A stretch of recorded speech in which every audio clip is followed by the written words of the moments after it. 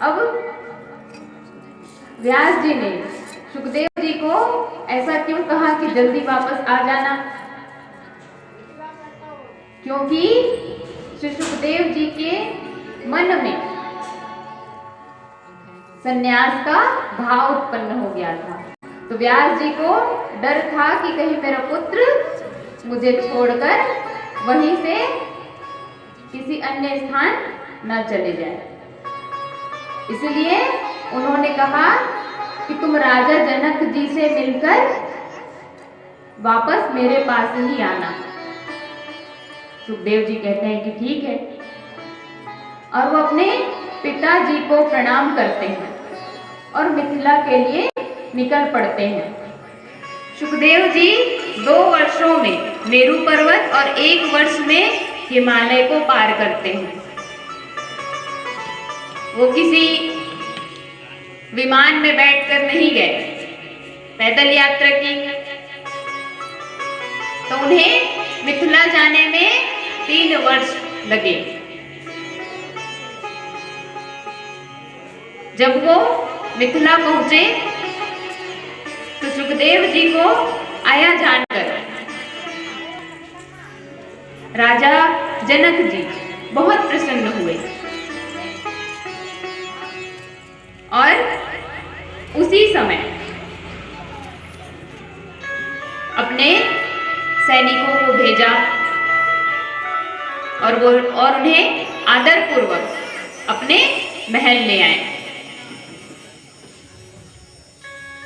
उसके बाद राजा जनक जी स्वयं श्री सुखदेव जी महाराज से मिलने आए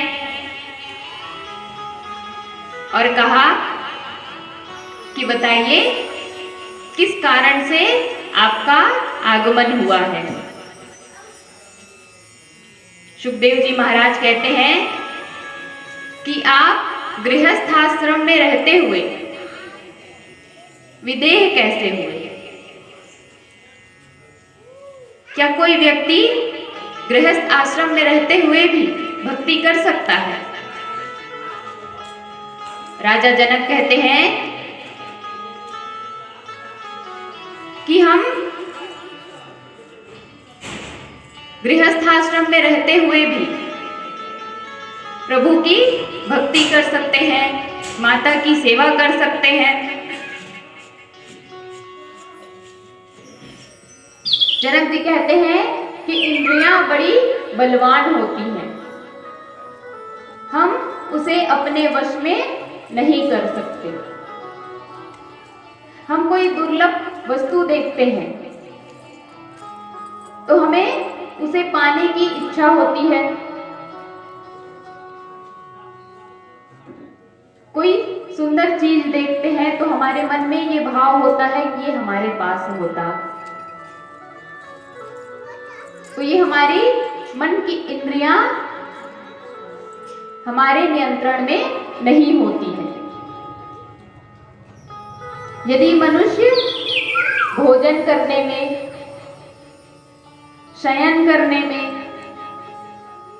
अपने परिवार के साथ रहने में अत्यधिक सुख प्राप्त करता है तो वह सन्यासी नहीं हो पाता। जो व्यक्ति सन्यास ले लेता है, बिना विवाह किए सन्यास ले लेता है, तो किसी ना किसी समय उसके मन में ये भाव जरूर आता है कि काश मेरा भी पुत्र होता। कभी ना कभी किसी को देखकर ही सही मन में जब ये भाव आता है तो उसका सन्यास लेना व्यर्थ हो जाता है। इसलिए इन्हें धीरे धीरे त्यागना चाहिए। धन कमा लिए, बहुत सारा धन कमा लिए तो धन जाने का दुख नहीं होगा। पारिवारिक सुख का उपभोग करने के बाद, संन्यास लेने के बाद दोबारा से ही गृहस्थ जीवन में आने का मन नहीं करेगा, वो छूट जाएगा।